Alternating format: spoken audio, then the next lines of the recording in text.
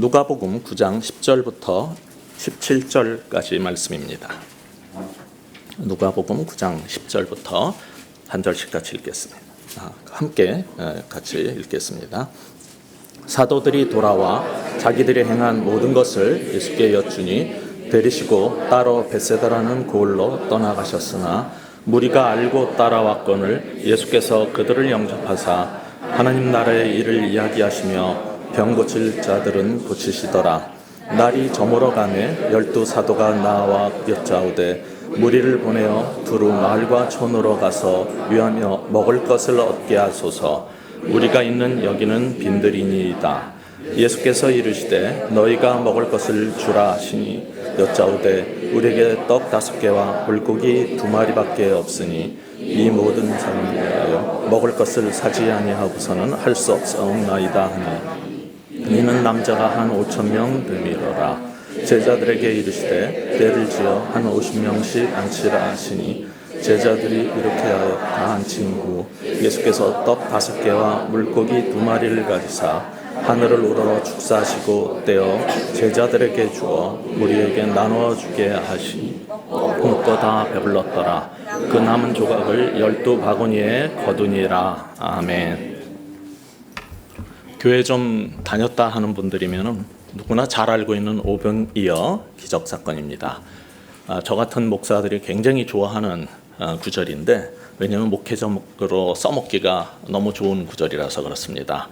어떤 교회 홈페이지에 보니까 무리가 먹을 것이 없을 때 보리떡 5개와 물고기 2마리를 내어놓게 하신 예수님은 이것 위에 축사하시고 무리를 배불리 먹이시며 12바구니에 차게 남은 것을 거두게 하셨습니다. 우리의 가진 것을 순종하여 내어놓을 때 그 순종으로 인하여 교회가 풍성한 축복을 얻게 됩니다. 예수님께서 우리의 모든 가진 것을 내어놓으라고 하실 때 기쁨으로 순종하십시오. 순종한 모든 것은 12바구니에 차고 남을 은사와 능력과 축복으로 임하게 될 것입니다.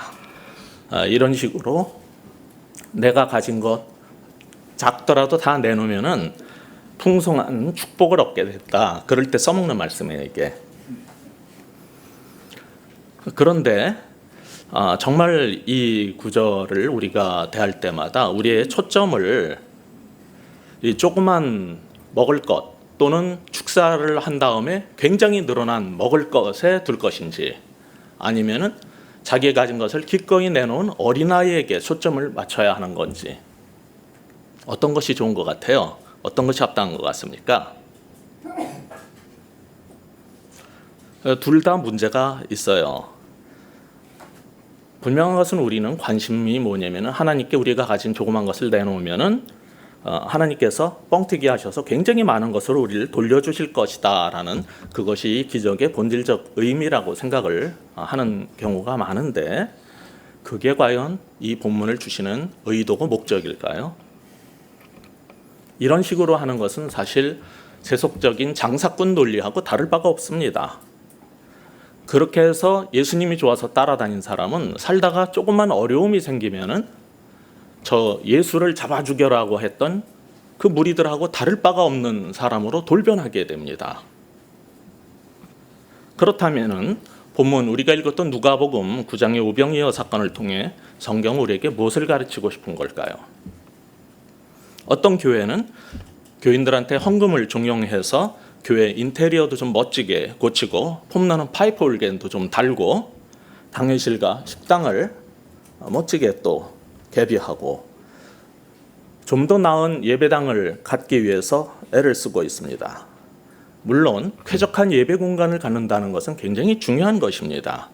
그러나 오늘날 적지 않은 교회들이 꽤 쓸만한 예배당을 갖고 있건만 끊임없이 더 크고 더 멋진 예배당을 멋진 집을 가지려고 애를 쓰고 있고 끊임없이 돈을 들여서 더 유명한 연예인을 초청해서 집회를 열고 교회에서 멋진 만찬을 통해서 우리끼리 즐거운 행사를 하고 잘 먹고 지내면서 신앙생활은 참 아름답고 좋다라고 생각을 하는 것 같아요.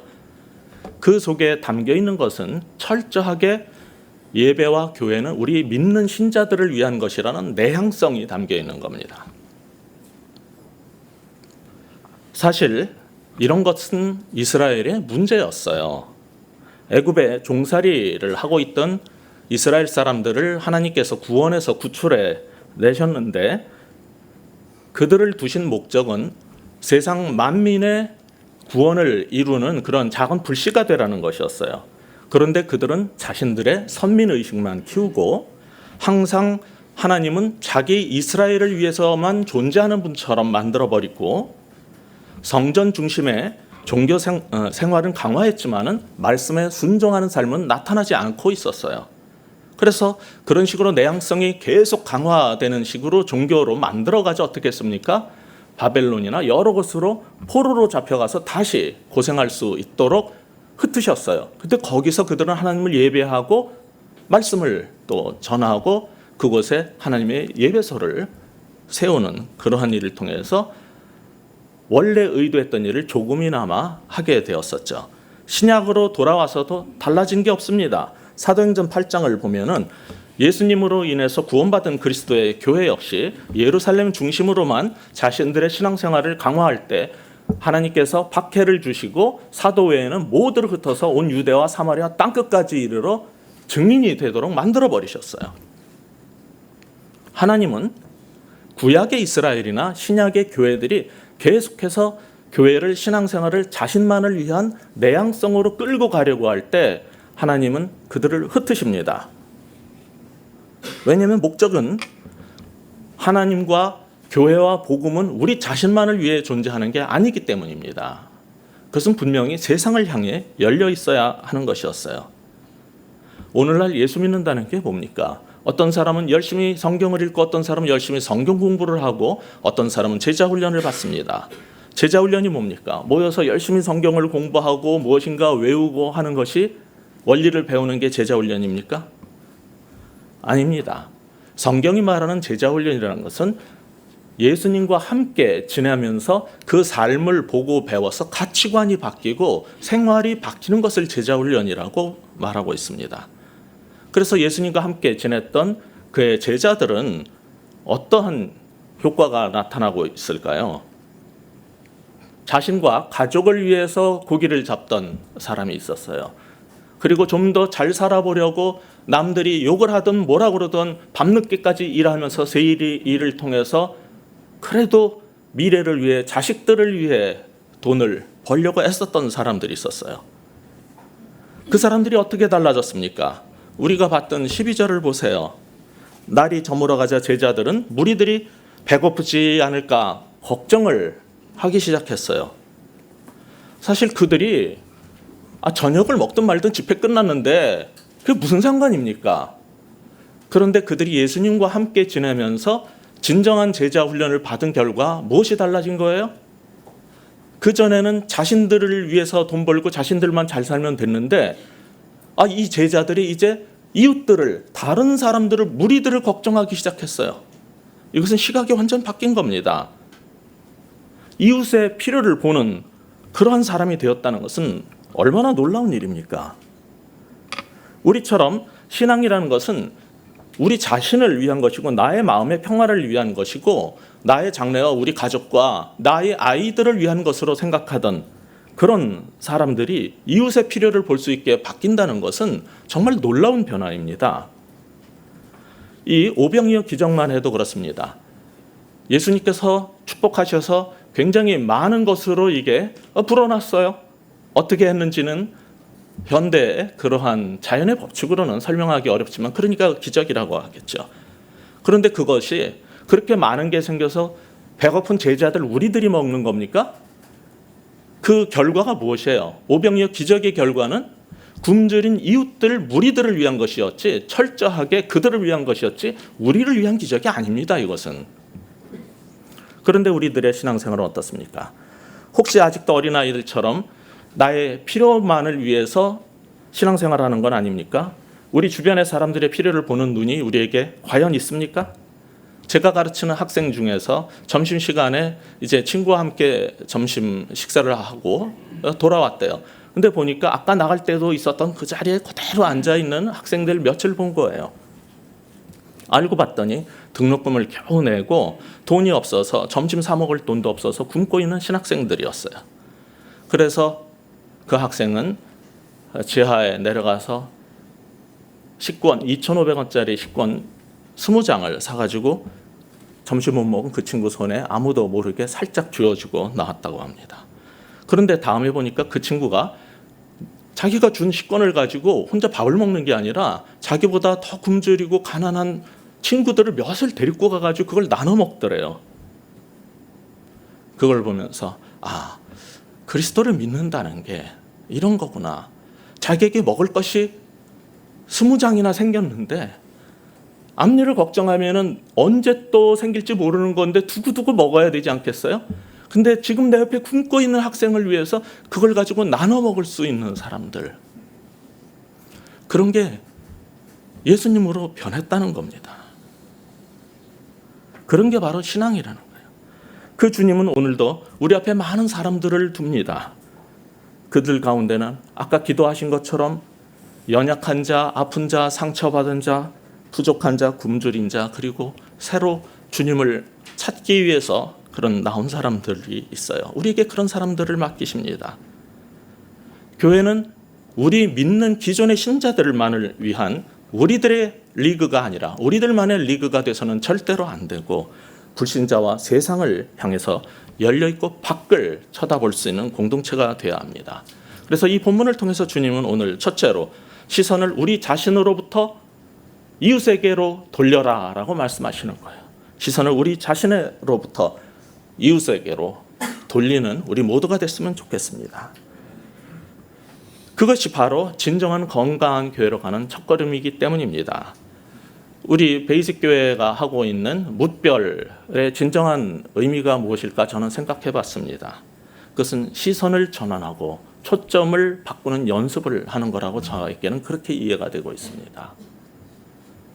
우리끼리 모여서 예배드리고 우리만을 위한 그러한 신앙생활에서 그래도 한번 밖을 향해서 시선을 돌려보려는 그런 노력이 바로 이 본문을 통해서 우리가 볼 수 있고 주께서 이 아침에 우리에게 주시고자 하는 메시지 중에 하나가 아닐까 생각이 듭니다.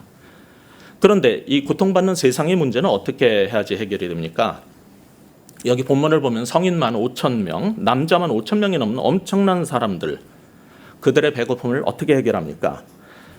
상황을 파악해 보니까 13절에서 보는 것처럼 당시에 가진 모든 것은 빵 5개하고 물고기 2마리뿐이었어요. 이거 갖고는 어림도 없습니다. 그런데 주님은 항상 우리의 우리가 갖고 있는 최소치를 가지고 문제를 해결하시는 실마리로 쓰십니다. 16절을 보시면은 어떻게 하십니까? 주께서 첫 번째 중요한 동사가 있어요. 그것은 뭐냐면 가지사, 이렇게 번역된 건데 영어로는 taking이죠. 그것은 그 조그만 것을 들어 올린 것입니다. 들어 올리셨어요. 이거밖에 없다고 절망하지 않고 왜 요것밖에 안 되냐고 그것을 내려다보면서 투덜대지 아니하고 우리가 가진 조그만 것을 들어 올리는 거예요. 들어 올리면 그 다음에 무슨 행동을 하게 됩니까? 하늘을 우러러보게 돼요. 그 다음 동사를 보면 하늘을 우러러보십니다. 그 후 주님은 하늘을 우러러 축사를 하셨습니다. 여기서 축사라는 것은 빵에게 손을 얹어서 안수를 해가지고 막 부풀어 오르더니 막 늘어나게 하는 게 아닙니다. 여기서 축사라는 것은 하나님께 감사 기도를 한다라는 뜻입니다. 빵을 들어올려서요. 작은 것이지만 이것을 들어올리고 하늘을 우러러보면 하나님을 찾게 됩니다. 그리고 하나님께 그래도 이거라도 주신, 우리에게 조그만 먹을 것을 주신 하나님을 찬양합니다. 그 기도를 한 것이에요. 그리고 나서 그것이 어떻게 변했는지는 성경은 기록하지 않아요. 왜냐하면 성경은 그것을 만들어내는 과학적 과정을 설명하는 과학책이 아니기 때문에 그래요.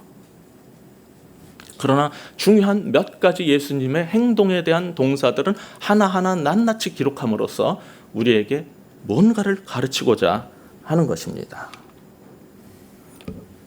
따라서 여러분이 과거에 혹시 어떤 부흥에서 주워 들으셨을지 모르지만 작은 것이라도 우리가 갖고 있는 걸 다 갖다 바치면 주님은 그 위에 축사하셔서 뻥튀기해서 많이 만들어 주셔가지고 우리가 부자가 되게 해주실 것이라는 생각을 이 본문을 통해서 갖는다면 그것은 굉장히 하나님을 왜곡하고 성경을 이상한 책으로 만들어버리는 결과가 될 겁니다. 오히려 이 본문을 통해서는 나의 가진 조그만 것에 감사하는 신앙을 갖는 것이고, 그 기적의 결과도 나 자신을 위한 게 아니라 이웃을 위한 것이고, 그러한 모든 것을 위해서 우리의 삶을 드리는 그러한 것을 우리가 여기서 오히려 배워야 할 것입니다. 그렇게 그것을 통해서 기적을 일으키시는 하나님은 우리의 찬양을 받기에 합당하십니다. 그래서 그때 우리는 이제 많은 것을 얻게 되면 감사 기도를 하고 찬양을 하는데, 여기는 떡을 떼기 전에 먼저 감사를 했어요. 순서가 좀 달라요. 그것이 그리스도인의 방법, 예수님의 방법인 것입니다. 이런 걸 보면서 또 이 교훈은 또 뭘까 생각하면서 누가복음 9장에서는 핵심 메시지가 긍휼과 자비가 많으신 예수님일 거야, 이렇게 성급하게 점프해 가고 싶은 사람들이 많이 있을 거예요. 근데 그거는 이 사건을 다루고 있는 다른 복음서 마태복음이나 마가복음에서는 그렇게 이해하셔도 돼요.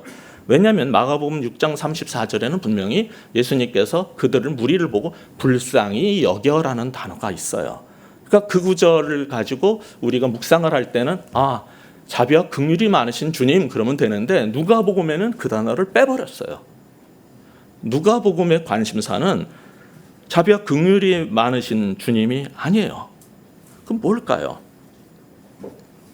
본문 바로 앞에 우리가 10절부터 읽었는데 9절을 보세요. 9절을 보시면은 거기에 질문이 나오죠. 무슨 질문이 있어요? 찾아보세요. 헤롯이 이 사람이 누군가라는 질문을 해요. 예수님의 제자들이 나가서 막 복음을 전하고 병을 고치니까 내가 옛날에 예수님의 그 앞서가던 그 세례 요한 목을 쳐버렸는데 이건 또 누구지? 그놈들은 누구고 그들이 믿는다는 예수는 누구지? 이 궁금증을 던졌어요.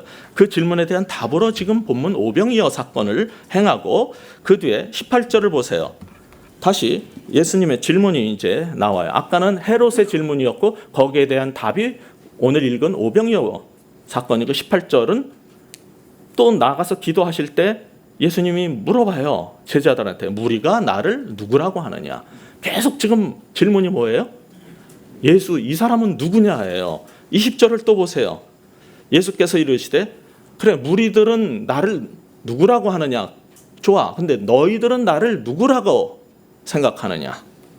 계속해서 이 오병이어 사건의 앞과 뒤에 둘러싸고 있는 게 다 뭐예요? 예수가 누구이냐. 거기에 대한 답이 이겁니다. 그러니까 예수님은 이 누가복음 본문에서는 자비와 긍휼이 많고 기적을 행하는 능력자로 소개하고 싶은 게 아니라 누구로 소개하고 싶은 거예요? 그는 천지를 창조하신 하나님이라는 거예요. 그가 누구인지를 이 기적을 통해서 깨닫지 못한다면 여러분은 뻥튀기한 먹을 것에만 관심을 갖고 있는 사람이 될지도 몰라요. 저는 문맥 속에서 분명히 여기서 가르치는 것은 그 일을 행하시는 예수가 누구냐에 대한 답을 얻어야 돼요. 그런데 우리 한국에서는 하나님 그러면은 창조자 하나님, God the Creator. 그 외에 또 하는 게 구원자, God the Savior. 그 다음에 또 하나 하는 게 전능자 하나님, God the Almighty. 이런 거는 아는데 하나 우리 한국 교인들이 안 하는 게 있어요. 제가 미국에서 신학을 할 때 그들이 계속 쓰는 말이 지금 얘기했던 그 세 가지 외에 한 단어를 더 쓰는데 God the Provider, 공급자이신 하나님이라는 표현을 그들은 써요. 전능하신 하나님, 창조주 하나님, 구원자 하나님, 공급자이신 하나님. 이것이 성경에 나타나는 예수 그리스도의 온전한 모습인데 우리는 그 부분을 빼고도 세상에 달래는 건 제일 많은 민족이에요.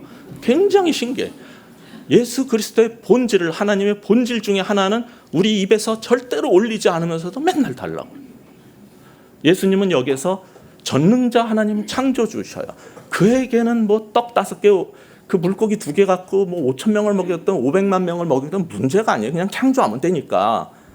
근데 그것을 통해서 뭘 봐야 되냐면은 우리는 그분이 바로 공급자이신 하나님이라는 사실을 깨달아야 되는 거죠. 따라서 이것을 보면서 우리는 시선을 바꿔야 돼요. 그 전에 우리의 시선은 이 오병이어 가진 거 요것밖에 없네 이것만 쳐다보고 기가 막혔던 사실. 그리고 늘어나니까 와, 난 이렇게 많은 걸 선물로 받았어. 와, 좋다. 그리고 여전히 떡만 바라보던 시각에서 이제 어디로 바꿔야 돼요? 예수님께로 시선을 돌려야 돼요. 첫 번째 이 본문이 우리에게 가르치고자 하는 것은 무엇이었어요? 우리의 시선을 우리 자신으로부터 이웃에게로 시선을 돌리자는 것이었어요. 두 번째 교훈은 무엇입니까? 맨날 떡만 쳐다보는 시선에서 예수님께로 우리 시선을 돌리라는 겁니다. 그런데 거기까지가 다이고 그 다음으로 넘어가지 못하는 교회와 성도가 너무 많습니다. 자, 한 걸음 더 신앙생활에 성숙하려면 또 어떤 시각 변화가 필요할까요? 제자들이 이렇게 둘러보니까 불쌍한 사람들이 너무 많았어요. 그럴 때 우리는 대개 어떻게 합니까? 제자들이나 우리나 똑같아요. 하나님 뭐 하십니까? 그 영광의 보좌를 어서 털고 일어나셔서 어서 가셔서 저 불쌍한 사람들을 도와주셔서 그럴 겁니다. 교회에서도 문제가 생기면 어떻게 해요? 교인들은 쪼르륵 달려가 가지고 조 목사님, 안 목사님 좀 우리 교회 문제가 생기는데 이 일 좀 해결해 주세요. 그렇게 합니다. 그러면 어떻게 해야 돼요? 좋은 목사님들은 얼른 일어나 가지고 가서 해결을 해줘야죠. 그런데 우리의 능력의 종 예 목사님은 어떻게 하셨어요? 네? 좀 이상해요. 13절을 보세요. 가서 해결을 해주셔야 되는데 어떻게 해요? 너희가 먹을 것을 주거라 그럽니다. 아니 목사님 이거 목사님이 해결해 주셔야지. 그래서 우리가 사례비 드리는 건데 아니 너희가 먹을 걸 주라니 우리 보고 어쩌라고요. 아까 예수님 착각하셨어요? 아까 우리가 얘기했잖아요. 여기 남자만 5천이 넘는데 가진 거 요거밖에 없어서 안 되니까 어디든 마을이든 어디 가서 좀 사 먹게 하든지 어떻게 해야 되지 않냐고 아까 그랬잖아요. 너희가 먹을 걸 주라니요. 지금 우리 보고 어쩌라는 겁니까? 예수님 사오정이세요? 정말 이건 이상한 행동이세요. 예수님께서. 그런데 예수님은 너희가 먹을 것을 주라고 도전하십니다. 마찬가지로 주님은 오늘도 우리 앞에 놓여있는 수많은 사람들의 문제를 여러분에게 해결하라고 도전하실지 모릅니다.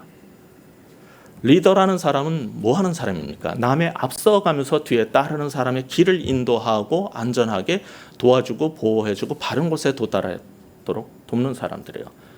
그래서 우리 베이직 교회에서는 성경 통독 섬김이라고 하지만 섬김이도 리더입니다. 섬김으로 이끈다는 것뿐이지요. 그런데 주옥 같은 말씀이 쏟아지는 예수님의 이 말씀의 잔치에서 정말 너무나 즐겁고 좋았는데 한순간 찬물을 끼얹어 버리셨는데 주님이 니네가 먹을 거죠 그래 버리니까 이건 정말 황당한 거예요. 근데 여러분은 계속 세뇌가 돼가지고 제자들을 굉장히 무능하고 뭐 오병이어밖에 없고 이것만 자꾸 생각을 하시는데 이 제자들을요 우리가 10절부터 읽었는데 여기 9장 1절을 보세요. 이 사람은 어떤 사람들입니까? 예수님께서 이미 어떻게 하셨어요? 모든 귀신을 제어하며 병을 고치는 능력과 권위를 주셨어요. 그래서 이들이 그것만 받고서는 그냥 헤맸어요? 못했어요? 아니죠. 어떻게 했어요?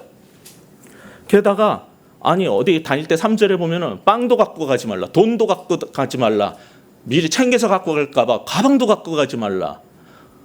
그러니까 그냥 다니면서 복음을 전하고 귀신을 쫓고 병을 고치는 일을 하면서 굶어 죽지 않고 나타난 거예요. 지금 이 사람들은 대단한 사람들이에요. 저보다 나아요. 아무것도 없이 맨손으로 복음을 전하고 귀신 쫓고 병을 고치면서 굶어 죽지 않고 나타난 능력의 종들이에요. 이 제자들이. 그런데 예수님이 너희가 먹을 걸 줘라 그러는 것이 잘못입니까? 근데 이들은 못한다는 거예요. 우리는 할 수가 없습니다. 게다가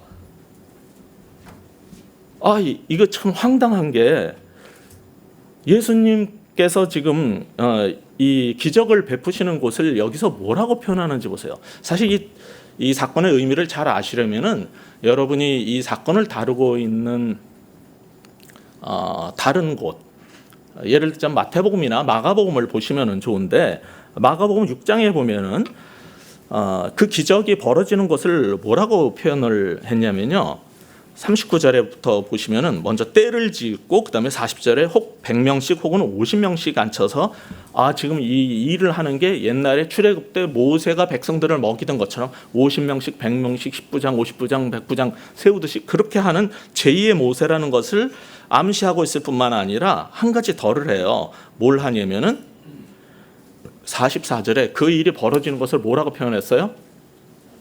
푸른 잔디, 풀밭으로 표현합니다. 시편 23편에 원수의 목전에서 푸른 초장으로 인도하시고 먹을 것과 마실 것을 풍성하게 공급하시는 하나님이 지금 여기에 오셨다는 걸 지금 소개하고 싶어서 마가나 마태는 이 기적이 벌어지는 곳을 푸른 초장, 풀밭, 잔디로 묘사를 해요. 마태복음 14장 19절에도 잔디라는 그 표현 다음에 이런 기적들이 나와요. 그런데 여기는 그게 나오니까 몇 절에 나오죠? 우리 본문 누가복음 9장에는 찾아보세요. 여러분 눈 좋으시잖아요. 아무 데도 안 나옵니다. 심지어 우리가 있는 여기는 12절 빈들이니이다. 누가는 그 시각을 푸른 초장에서 빈들로 바꿔버렸어요. 설교를 준비하면서 이 구절을 묵상하다 저는 너무나 큰 충격에 빠졌어요. 왜 마태도 마가도 전부 예수님을 마지막 때에 벌어질 푸른 초장으로 양들을 인도하셔서 먹이시는 그 우리의 영원한 목자 되신 예수님으로 소개하지 않고, 왜 이곳이 풀밭으로 천국으로 변했다라고 말하지 않고 왜 이곳을 빈들이라고 하시는 걸까? 왜 성령께서는 누가를 통해서 이런 표현을 여기에 쓰시는 걸까? 저는 너무 궁금했어요. 기도하고 이 구절을 계속 묵상하면서 주님은 우리가 처한 현실을 깨닫기 원하신다는 것을 알게 됐어요. 예수 믿고 구원받고 처음에는 우리에게 감격이 넘칩니다. 항상 즐겁던 어린아이와 같던 시절이 있어요. 예수님 만나고 여러분은 신혼초처럼 한의문 기간을 갖게 될 거예요. 그러나 조금 시간이 지나고 보면은 예수를 믿었는데도 여전히 나는 이 험한 세상 속에 홀로 놓인 것 같고, 나는 여전히 무기력하고, 나는 여전히 가진 게 없고, 여기 내가 서 있는 이곳이 빈들이니이다 라는 고백을 자신도 모르게 하게 되는 때가 없습니까? 여러분, 그래서 잘못된 게 아니라 그게 바로 여러분이 성숙해가는 과정이에요.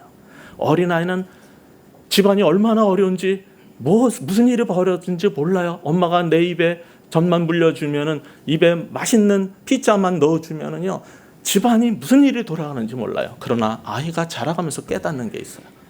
나는 부모가 이렇게 공급해서 잘 먹지만 내 주변에는 굶주리는 아이들이, 그리고 내가 그것을 어떻게 도와주고 해결해 보려고 해도 아무것도 가진 것도 없고 내가 서 있는 이곳이 빈들이라는 것을 깨닫는 그 순간 여러분은 커간 것입니다.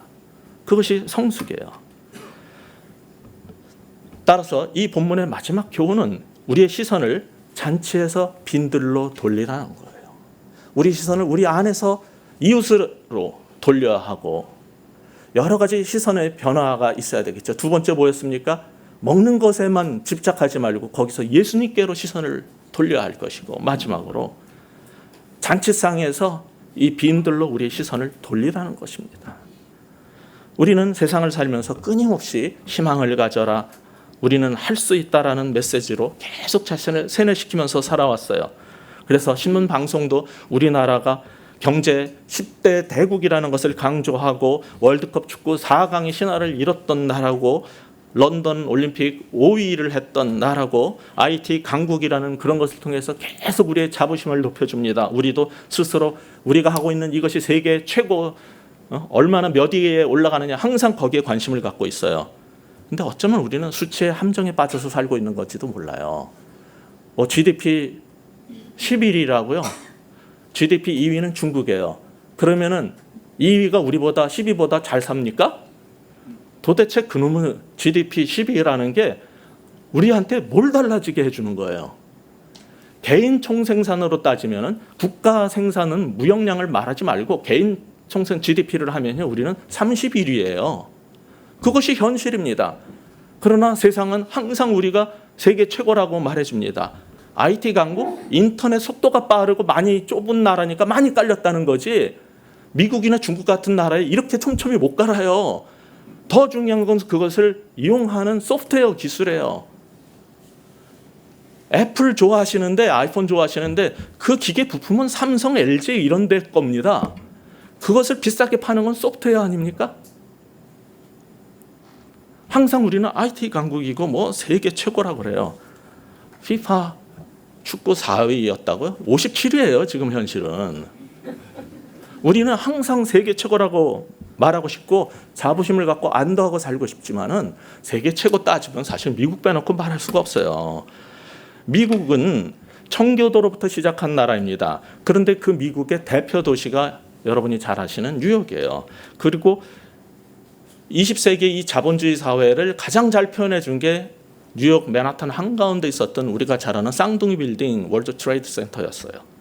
그런데 2001년 9월 11일 잘 알죠. 오늘 9월 13일이죠.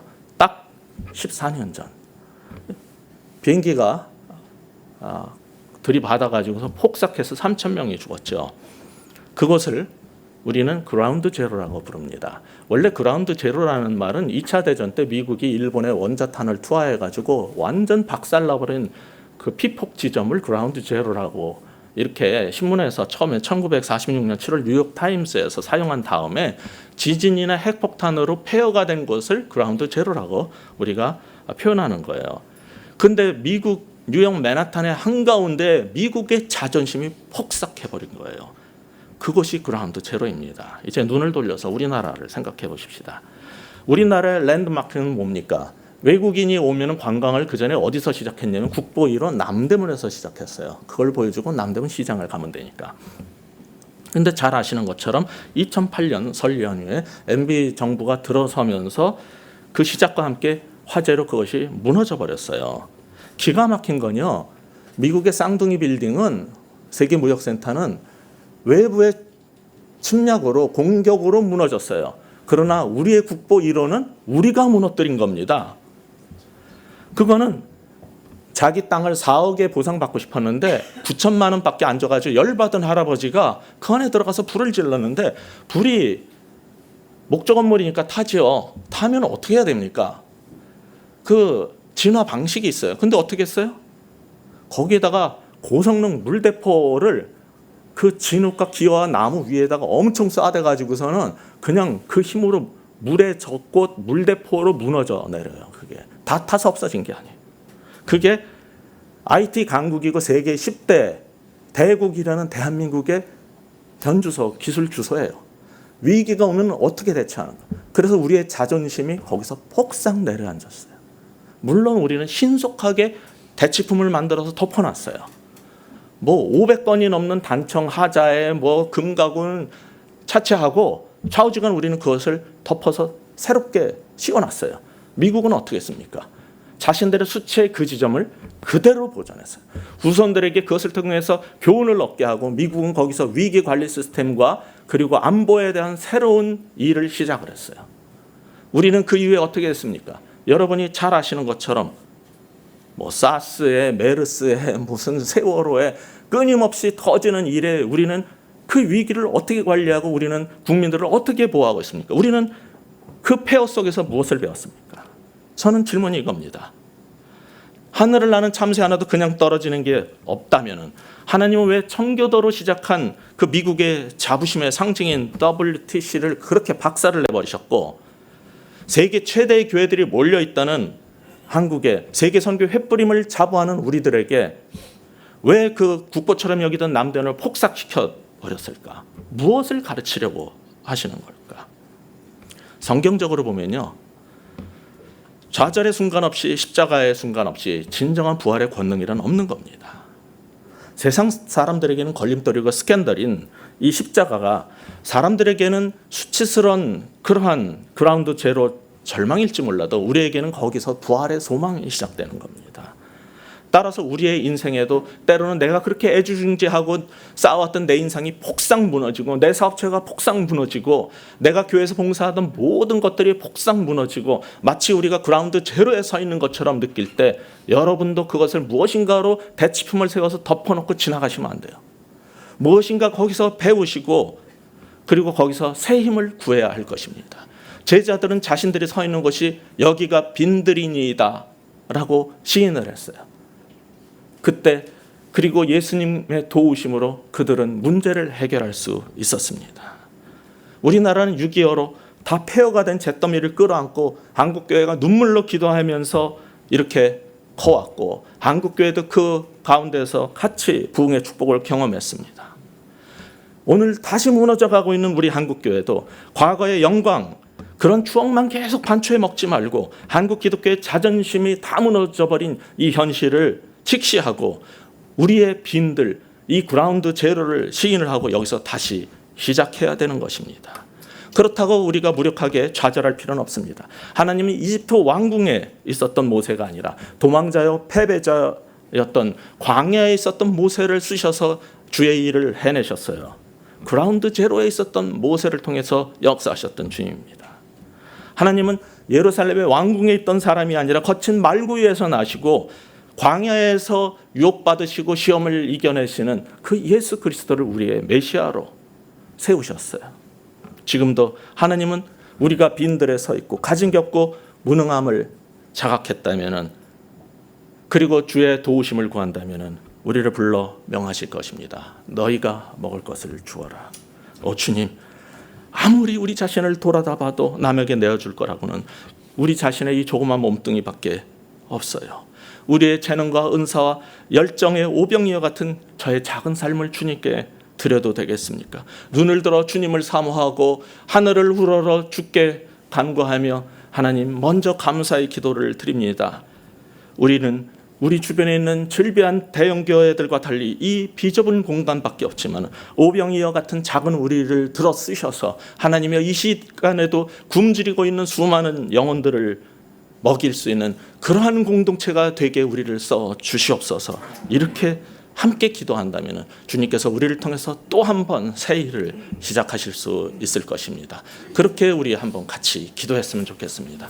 기도하실 때 하나님, 우리가 처한 이곳이 빈들이고 수천의 사람들이 몰려있는 이곳에서 우리가 가진 것이라고, 과거의 내 경험과 경력과 재능과 은사로 무엇인가 해결을 해보려고 해도 도저히 감당할 수 없이 수많은 사람들을 우리에게 부어주시는데, 이제 여기가 빈들이고 나는 가진 것이 이것밖에 없지만은 주님 앞에 나 자신을 내놓고 드리오니 써주시고 이 사람들을 먹일 수 있는 우리 베이직 교회 공동체가 되게 하여 주시옵소서. 이 시간 같이 통성으로 기도하시겠습니다. 아버지 하나님, 이 시간 간절히 구하옵나니 주여 이 아침에 주시는 이 말씀을 통해서 아버지여 우리의 시선을 바꾸고 우리에게 맡겨주신 사명을 감당할 수 있는 그런 자들 모두가 되도록 주여 도와주시옵소서. 아버지여 우리가 가진 것은 오병이어밖에 없사오니 아버지 이 조그만 것이라도 되겠습니까?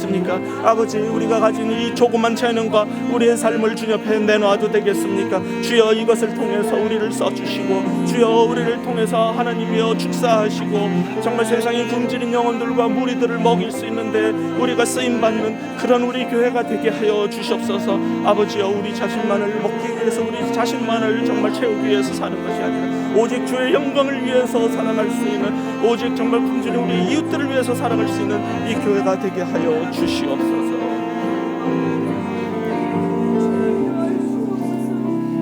아버지 하나님, 우리 자신만을 돌아보면서 매일 불평하고 원망하고 살던 우리지만은 그 시선을 우리 자신으로부터 외부로 이웃에게로 돌릴 수 있는 복된 심령들 되게 하여 주시옵소서.